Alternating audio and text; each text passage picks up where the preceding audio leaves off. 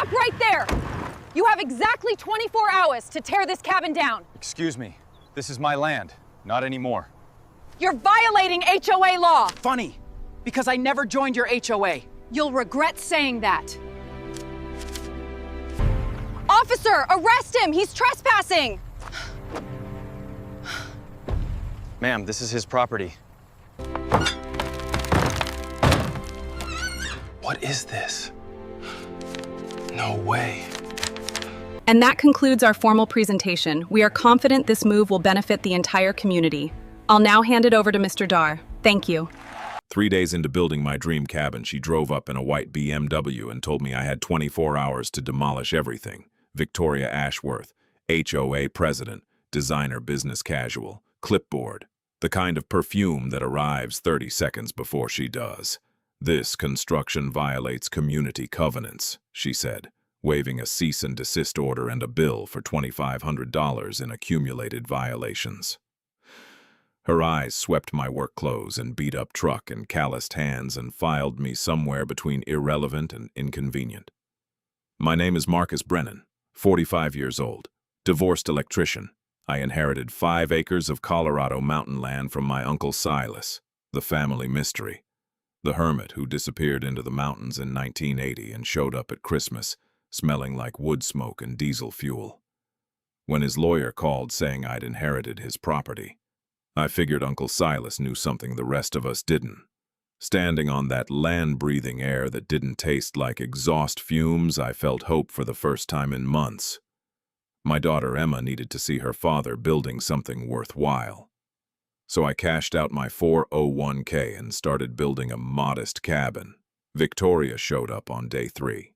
Her HOA had been formed 6 months ago, 2 months after Uncle Silas died.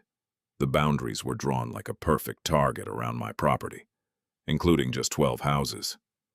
My 5 acres represented 60% of their total land area. When I checked county records, the pattern was unmistakable. The HOA was formed after my uncle's death. Every member was either Victoria's relative or worked for her husband's construction company, and Mountain Vista Resorts had approached the county 6 months ago with plans for a $50 million luxury resort that needed my 5 acres as the scenic centerpiece. Victoria wasn't running a homeowners association. She was earning a commission for delivering my land to developers. My attorney filed countersuits for harassment and fraud. Victoria escalated. False reports to inspectors, fake safety signs on the access road, a Facebook group calling me a dangerous criminal threatening children. Then her son was caught on my security cameras attempting to set fire to my lumber pile at midnight. I gave the footage to the sheriff and kept building. Then I found the lockbox. I was prying up floorboards in Uncle Silas's old workshop when my crowbar hit something metal. Under 40 years of sawdust and motor oil, a steel military green box the size of a briefcase. I opened it using his birthday. Inside were incorporation papers for Brennan Holdings LLC, formed in 1998, and beneath those, property deeds that made my hands stop moving. In 2010, the original developer who built the Pine Valley subdivision went bankrupt during the housing crash. While everyone else was running from real estate, Uncle Silas quietly bought all the defaulted mortgage debt for pennies on the dollar. Not the houses, the land underneath them. Every single property in Victoria's HOA kingdom was built on land my uncle owned through his holding company. The homeowners had been paying their mortgages faithfully for over a decade, thinking they owned their land. But legally, they were tenants. The management company collecting their monthly payments forwarded everything to Brennan Holdings, LLC. I now owned an entire neighborhood, including Victoria's house. She was 3 months behind on rent. I could have evicted her with 30 days' notice. I could have sold everything to Mountain Vista Resorts and become a millionaire overnight. But Uncle Silas's final words weren't fight back harder. They were don't let anyone push you around. There's a difference. At the community meeting, Victoria had called to address the dangerous individual threatening their neighborhood. She gave her full presentation first.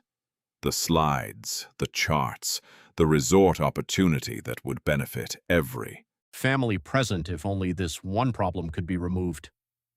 Then I walked to the podium with the lockbox documents and said 7 words.